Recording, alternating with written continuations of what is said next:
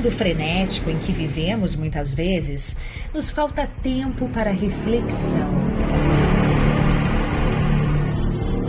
Uma palavra de consolo, uma palavra amiga ou um tempo para Deus.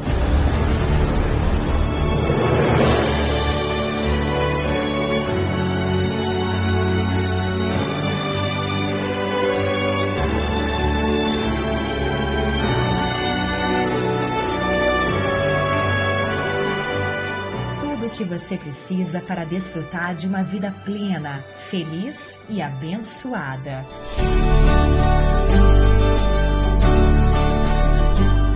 A pastora Viviane Yanni, em seu novo blog, leva até você e sua família boas novas e salvação através do Senhor Jesus. Acesse pastoravivianiane.com e viva uma profunda experiência com Deus.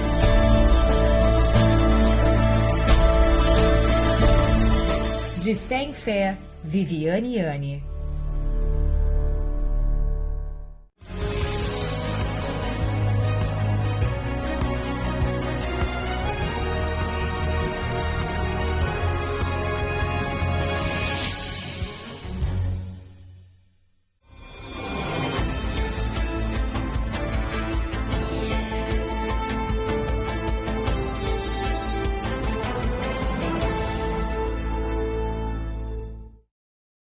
Olá, uma boa noite para você. O Mundial News de sexta-feira está no ar, como sempre trazendo o que foi notícia durante a semana e destaque em nosso telejornal. E hoje ainda tem informações do mundo esportivo. Começamos falando sobre um dos temas mais comentados da semana, a votação do STF sobre a constitucionalidade da prisão em segunda instância. Exibimos uma reportagem detalhando o que prevê de fato a mudança. Uma discussão que pode mudar o rumo de grandes investigações como a Operação Lava Jato. O julgamento da aplicação de prisão em segunda instância começou no dia 17 de outubro no Supremo Tribunal Federal. A discussão não é nova. Em 2019, as prisões em segunda instância foram vetadas e as penas passaram a ser cumpridas somente após o esgotamento de todos os recursos. Em 2016, uma nova votação foi feita e, por aprovação da maioria, as condenações em segunda instância voltaram a acontecer. O antigo Partido Ecológico Nacional, o PEN, que hoje é chamado de Patriota, a Ordem dos Advogados do Brasil e o Partido Comunista do Brasil, o PCdoB, ingressaram com ações diretas de constitucionalidade. Né? O que visa essa ação direta de constitucionalidade? Ela visa dizer se uma norma abaixo da Constituição, nesse caso específico o Código de Processo Penal, no artigo 283, é constitucional ou não. Caso o entendimento seja mudado novamente, 38 presos da Operação Lava Jato podem ser beneficiados, segundo um levantamento feito pelo Ministério Público. Entre eles está o ex-presidente Lula. A gente não pode sacrificar hoje mais de 200 mil presos que estão presos por situação do julgamento após segunda instância por 38. Né? 38 casos são importantes? São importantes. Mas o combate à corrupção não pode nos dirigir para um caminho tortuoso, um caminho de pedras. Né? Há muita coisa que tem que ser discutida. E a questão da prisão em segunda instância não viola nada ao combate à corrupção. Né? Ao meu entender, o combate à corrupção para essa questão do judiciário é muito mais uma reforma do judiciário como um todo do que a questão de se dizer que a prisão em segunda instância vai estar violando ou não o combate à corrupção, vai ser menor ou maior. Para este outro criminalista, é preciso pensar de maneira mais ampla, já que a decisão não atinge somente os presos da Lava Jato.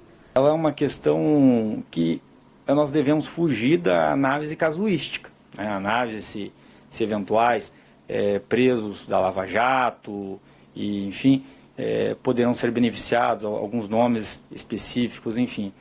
O benefício mesmo, ele é para toda a sociedade, se essa decisão se confirmar. Acho que a questão da impunidade, ela passa mais pela eficiência do judiciário do que pela quantidade de recursos ou pelo momento em que se dá a prisão. O julgamento deve continuar no dia 23, com as manifestações da Advocacia Geral da União e da Procuradoria Geral da República.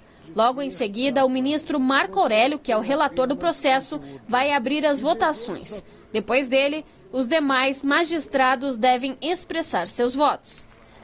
Como foi noticiado na reportagem, a mudança pode mudar o rumo das prisões da Operação Lava Jato, que teve uma nova fase deflagrada nesta semana. Esta etapa investigou o grupo ítalo-argentino Tequinte e as suas subsidiárias brasileiras por fraude a licitações da Petrobras. Foram cumpridos nesta quarta-feira 23 mandados de busca e apreensão em 3 estados: São Paulo, Rio de Janeiro e no Paraná. A Justiça também determinou o bloqueio de mais de 1 bilhão e 600 milhões de reais dos suspeitos. Não houve mandados de prisão. A suspeita da Polícia Federal é de que o pagamento total de propina por parte da empresa foi de 60 milhões de reais, equivalente a 2% de cada contrato. O Grupo Tequinte é acusado de integrar um cartel de 9 empresas que era chamado de O Clube. Eles fraudavam licitações para grandes obras da estatal. Entre as outras empresas suspeitas estão as já conhecidas Odebrecht, Camargo Correia, UTC, Andrade Gutierrez e Mendes Júnior. A gente volta para o clube das grandes empreiteiras, a gente volta para o grande cartel que causou prejuízos à Petrobras. Esse valor de 1,6 bilhão, especificamente em relação a um dos bloqueios dos vários que foram deferidos nessa fase, é a estimativa de prejuízo gerado nessas contratações. E o cálculo, né, não é um cálculo mágico, não é um cálculo esotérico, isso aí foi resultado de um trabalho pericial primoroso da Polícia Federal. Nessa fase, ela também, falando de interação e de parceria, ela também só foi possível dada a grande interação das autoridades brasileiras com autoridades estrangeiras. A grande parte das provas, dos elementos que foram recolhidos aqui, somente foram possíveis graças ao apoio das autoridades suíças e italianas. O Ministério Público Federal informou que são investigados por corrupção nesta fase ex-funcionários da Petrobras que se beneficiaram com a propina. Já os intermediários da Tequinte e de 2 empresas de consultoria são investigados por lavagem de dinheiro. Isso, mais uma vez, revela o caráter nocivo da corrupção, o quanto, então, nós estamos aqui há 5 anos de operação e, mais uma vez, chama a atenção o montante de valores que ainda são objeto de apuração e o montante de prejuízo que sequer era imaginado no início da operação. Essa semana foram divulgadas também informações sobre o caso da morte da menina Raquel Genofre. Depois de 11 anos de investigação, foi identificado o assassino da criança. Ele estava preso no interior de São Paulo e foi transferido para Curitiba, no Paraná, o local do crime. A Polícia Civil começou então a fase de um interrogatório e apresentou as informações sobre o caso. Raquel Genofre teve sua vida interrompida em novembro de 2008. A jovem foi estuprada e assassinada por Carlos Eduardo dos Santos, que só foi encontrado quase 11 anos depois, com a ajuda de um banco de dados de DNA integrado entre as polícias do Paraná e de São Paulo. Agora ele está preso em Curitiba e a Polícia Civil realiza as investigações para apurar o que de fato aconteceu. Num primeiro depoimento, nós pegamos todas as informações que ele prestou nesse primeiro depoimento, trouxemos essas informações para cá e começamos a realizar diligências, para ver a veracidade ou não dessas informações. Já assim, quando coletamos algumas informações a respeito das pessoas que conviveram com ele, dos locais onde ele passou, ficou constatado que ele saiu do pensionato onde ele dizia ter cometido o crime ainda no final de setembro. O crime foi cometido em novembro. Então ele foi trazido novamente para cá para ser reinterrogado sobre esses novos fatos que a gente conseguiu apurar aqui na Polícia Civil. Então, reinterrogado, ele prestou uma nova declaração dizendo que ele havia se confundido e que o fato teria sido em outro local e não nesse primeiro pensionato. Foi depois de confrontado com as nossas diligências que ele assumiu uma segunda versão para o local onde teria ocorrido o crime. O estuprador ainda deve passar por um laudo psicológico para descartar a hipótese de que ele possui algum problema mental. Para este delegado, que também investiga o crime, Carlos Eduardo sabia muito bem o que estava fazendo. Na minha opinião, ele tem sim um transtorno de personalidade, mas isso não o impede de escolher entre o certo e o errado. Ele optou pelo errado. Carlos Eduardo foi apresentado à imprensa aqui na Delegacia de Homicídios do Estado do Paraná. Ele preferiu ficar calado e não esboçou nenhuma reação às perguntas feitas pelos jornalistas. Matou por quê, Carlos Eduardo? Você queria falar alguma coisa para a família da Raquel agora? Em um dos depoimentos colhidos pela polícia, uma ex-companheira afirmou que ele era misterioso e escondia os crimes que cometia. Vinha com mochila para casa, trancava com cadeado e tudo, não tinha o que fazer, ele dormia com a chave. Ele era meio que um homem misterioso, entendeu? Infelizmente dormia com o inimigo, eu não sabia. O assassino se negou a participar da reconstituição do crime e a polícia busca agora mais informações para concluir o inquérito. Ele não quis fazer reconstituição, ele disse que era um direito dele e que ele não queria que fosse, né, mostrado ali os passos que ele tomou no dia do crime. Ele se negou e não quis participar. Nós temos aí o atentado violento ao pudor, né? E temos aí o homicídio triplamente qualificado. Por quê? Meio cruel. Ele esganou a Raquel. Ele apertou o seu pescoço. Primeiro ele tentou desfalecê-lo segurando a boca pelo nariz. Aí ela se debateu muito, ela correu para um lado e para o outro e ele segurou-a pelo pescoço até que ela desmaiasse, né? Aí depois ele impossibilitou a defesa da ofendida. Por que ele impossibilitou? Ela estava trancada. Por mais que ela corresse e se desviasse dele, ela não tinha como fugir. Além disso, uma desproporcionalidade de forças físicas, uma criança de 9 anos e um homem com aquela complexão física. E depois também para ocultar a existência do outro crime, porque ele estuprou-a e para evitar que ela saísse dali e o identificasse, relatando à polícia, aos pais, ele a matou. Por isso, triplamente qualificado, a meu juízo. Poderá o Ministério Público, no momento de ofertar a ação penal, entender de maneira diferente, e até mesmo o juiz de direito no momento da aprovação da sentença.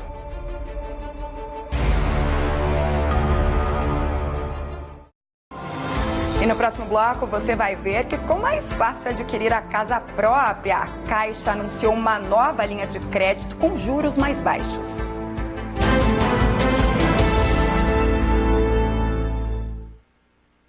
Você que sonha com um aparelho auditivo pequeno, discreto e sempre achou caro, agora é possível com a Telesom. Aparelhos auditivos a partir de R$ 1.900, cobrimos qualquer oferta anunciada. O importante é saber que a Telesom tem laboratórios próprios e tem mais, comprando um óculos na Telesom, você ganha 1 ano de pilhas grátis. Venha para a Telesom. Curitiba, 41 3322 9797. Obrigada. É uma honra assumir a presidência dessa empresa. Eu queria agradecer ao diretor jurídico, à diretora financeira, à diretora de marketing e ao... Você tem prova do Enem hoje, né, filha? Oi? A prova do Enem. É hoje, né? É hoje. Para realizar o seu sonho, você precisa fazer a prova do Enem. Confira seu cartão de confirmação da inscrição, leve caneta esferográfica transparente de cor preta e não se atrase.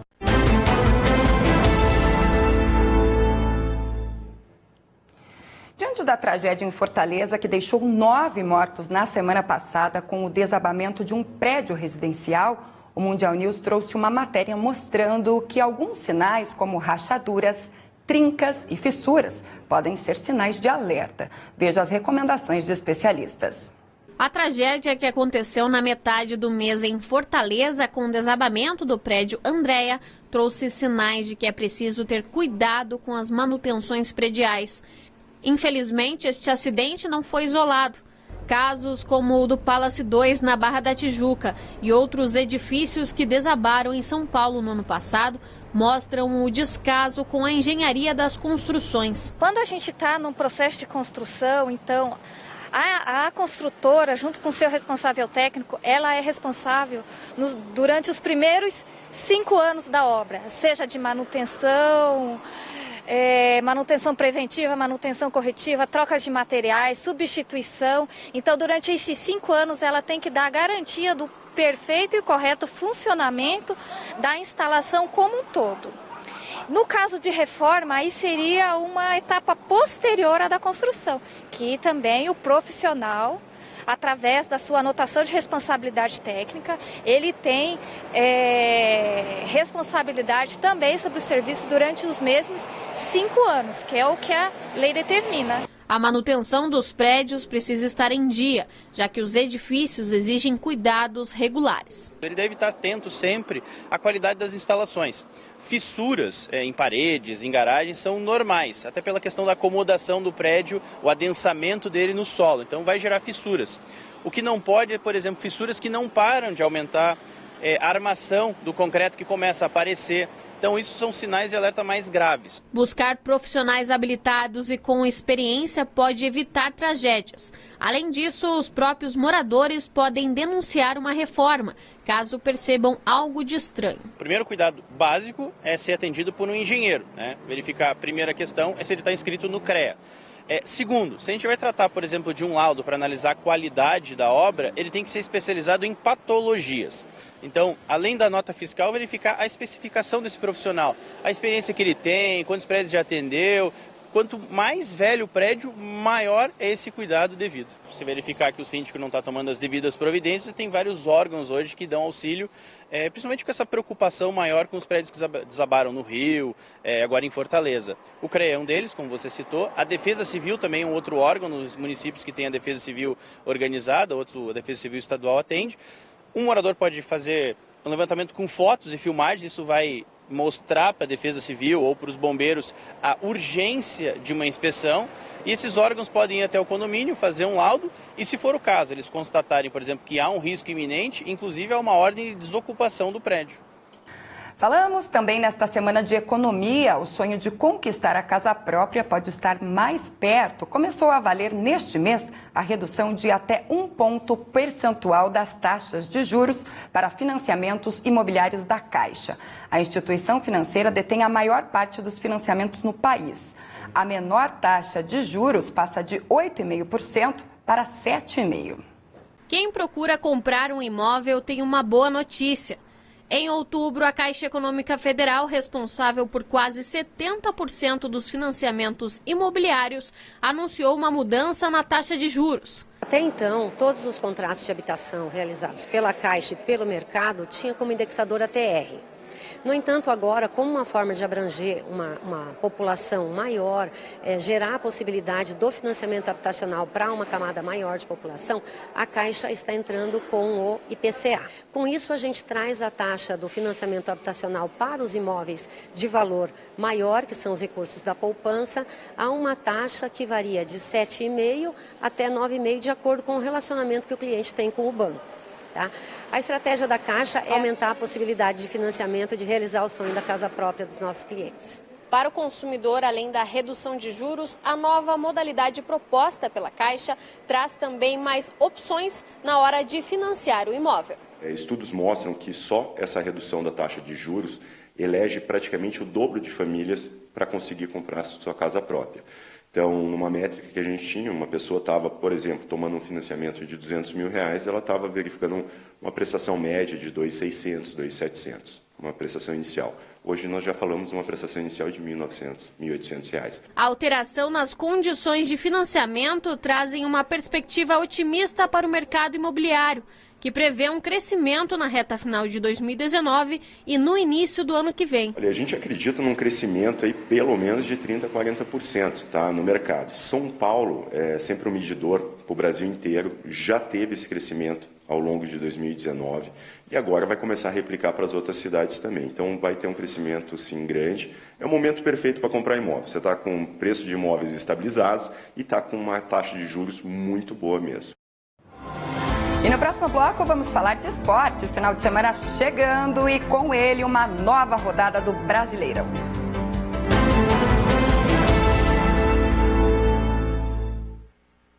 Você que sonha com um aparelho auditivo pequeno, discreto e sempre achou caro, agora é possível com a Telesom. Aparelhos auditivos a partir de R$ 1.900, cobrimos qualquer oferta anunciada. O importante é saber que a Telesom tem laboratórios próprios. E tem mais, comprando um óculos na Telesom, você ganha 1 ano de pilhas grátis. Venha para a Telesom. Curitiba, 41 3322 9797. Uma boa escola pode transformar o futuro dos seus alunos. Mas quantos vão seguir a profissão dos seus sonhos? Se depender da gente, todos. É para isso que existe a prova do SAEB, para o Ministério da Educação avaliar a qualidade da educação básica e saber o que precisa melhorar. Pais, incentivem seus filhos a fazerem a prova. Estudante, você é fundamental para essa transformação. Compareça. Ministério da Educação, Governo Federal, Pátria Amada, Brasil.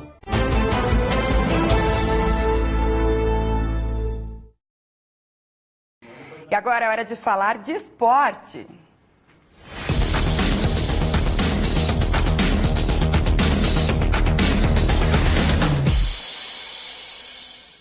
Final de semana chegando e tem mais uma rodada do Brasileirão. Marcos de Pato traz os detalhes. Uma boa noite para você.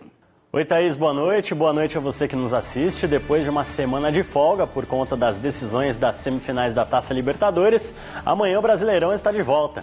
E a 28ª rodada da competição vai ter o reencontro de equipes que estão nos extremos da tabela. No domingo, tem o confronto entre o Lanterna Avaí e o vice-líder Palmeiras na ressacada. E ainda o duelo entre o líder Flamengo e o antepenúltimo CSA no Maracanã. E o lateral Arley do time alagoano falou sobre essa partida.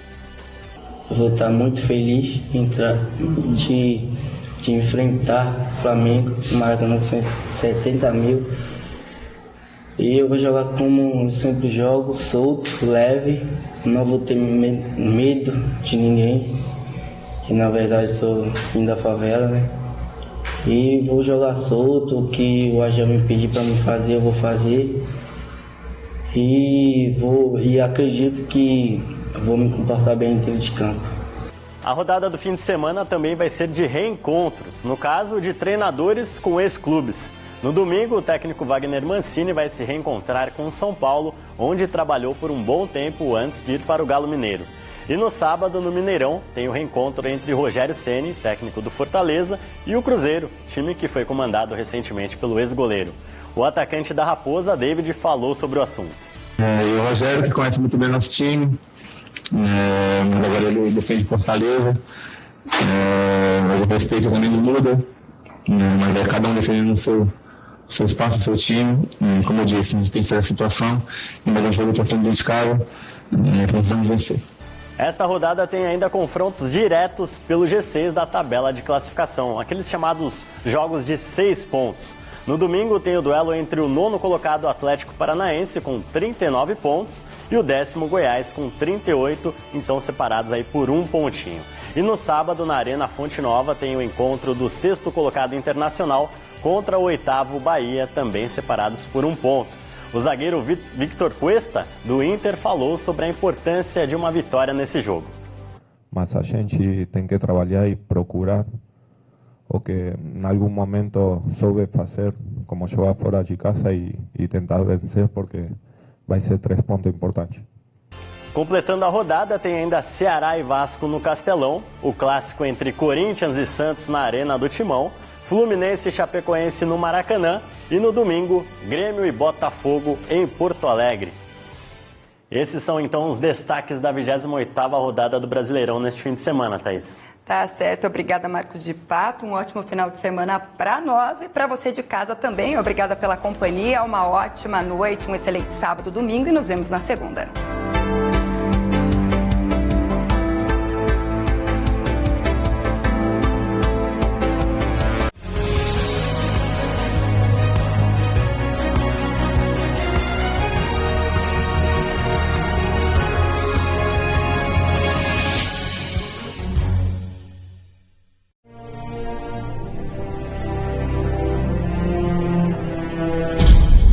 A cada passo que eu der,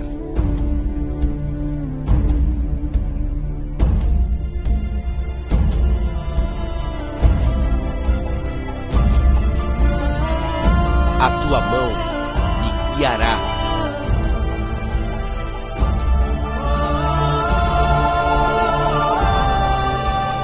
Não se esqueça,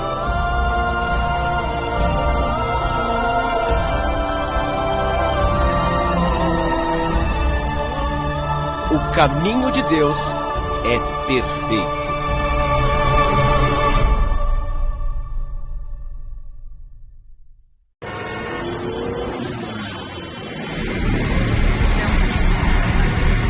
No mundo frenético em que vivemos muitas vezes, nos falta tempo para reflexão. Uma palavra de consolo, uma palavra amiga ou um tempo para Deus.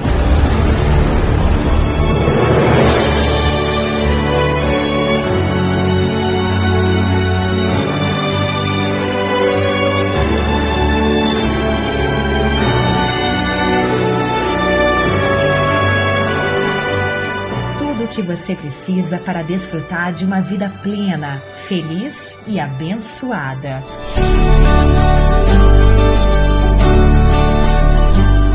A pastora Viviane Yanni, em seu novo blog, leva até você e sua família boas novas e salvação através do Senhor Jesus. Acesse pastoravivianiane.com e viva uma profunda experiência com Deus.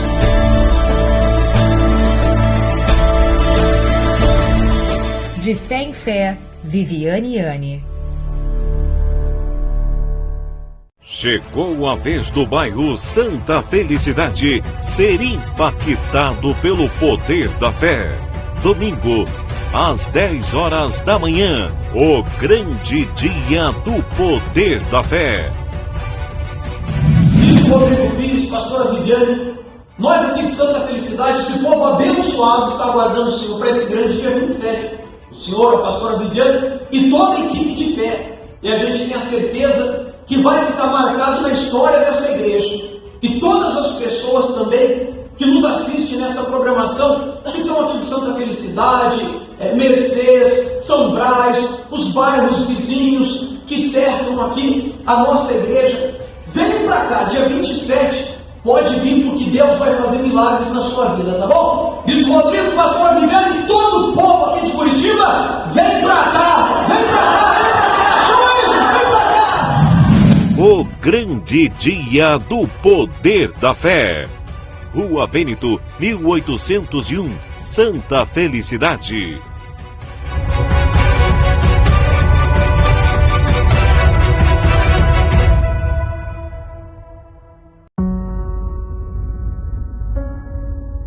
Uma igreja que é um celeiro de milagres extraordinários.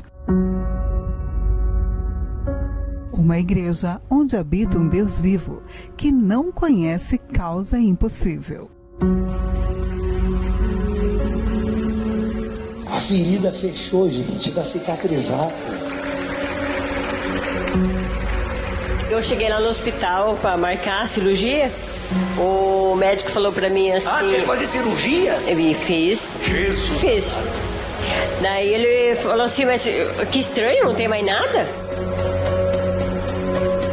E ele pegou os 12 exames, ele ficou olhando, olhava aqui, olhava ali. Daí ele disse, o que a senhora fez?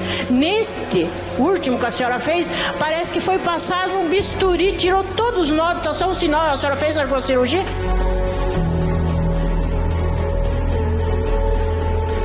O que era para dar errado, ele faz dar certo na sua vida. Eu cheguei na minha oncologista, ela falou, dona Alice, não precisa a senhora fazer químio e nem rádio. Eu falei, glória a Deus. Eu falei, eu sei que eu tenho um Deus vivo. Aqui não demora não, aqui Deus age de maneira extraordinária na vida das pessoas. Não perca mais tempo batendo em portas erradas. Venha receber o seu milagre na sede estadual da Igreja Mundial do Poder de Deus. Reuniões todos os domingos, às 7 horas da manhã e às 3 horas da tarde com o Bispo Rodrigo Pires e Pastora Viviane. Vem pra cá, Brasil, aqui tem milagre. Deus vai mudar a sua vida, vai mudar a sua história como mudou a minha. Vem, Brasil, vem pra cá, que aqui é abençoado por Deus. Vem pra cá, Brasil, aqui tem milagre e eu acredito. Vem pra cá, Brasil. Brasil. Vem que aqui tem cura, tem milagres.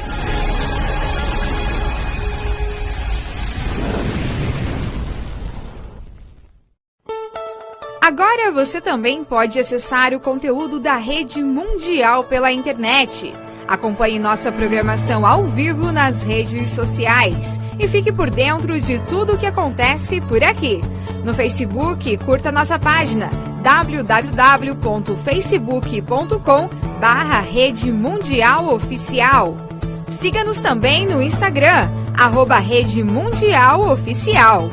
Nós temos mais uma grande novidade para você. Chegou o aplicativo da Rede Mundial, pelo celular ou tablet. Conteúdo amplo e de fácil acesso na palma da sua mão.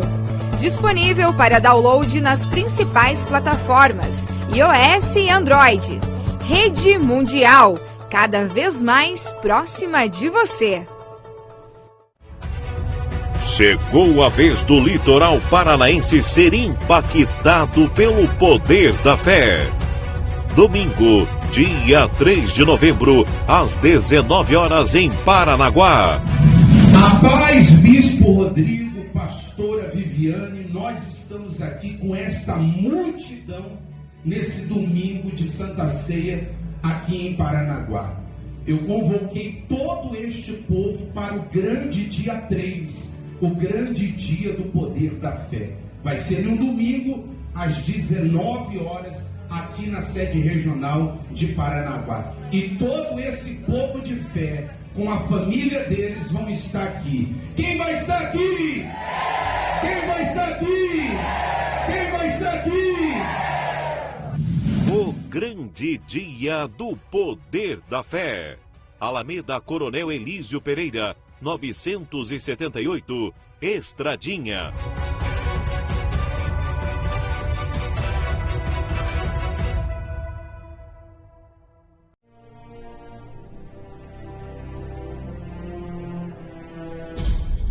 A cada passo que eu der,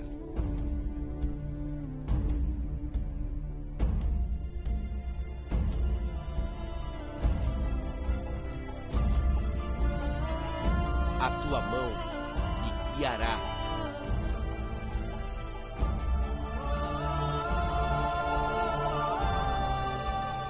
Não se esqueça.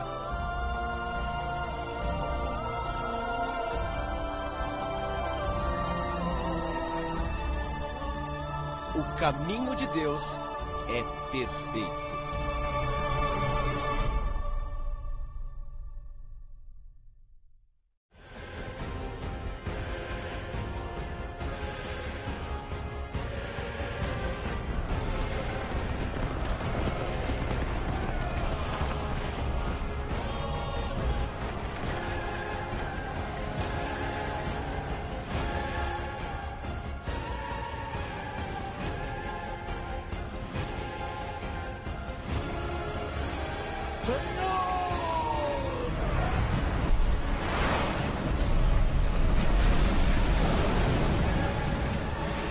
Estamos livres, mas nossa jornada está só começando.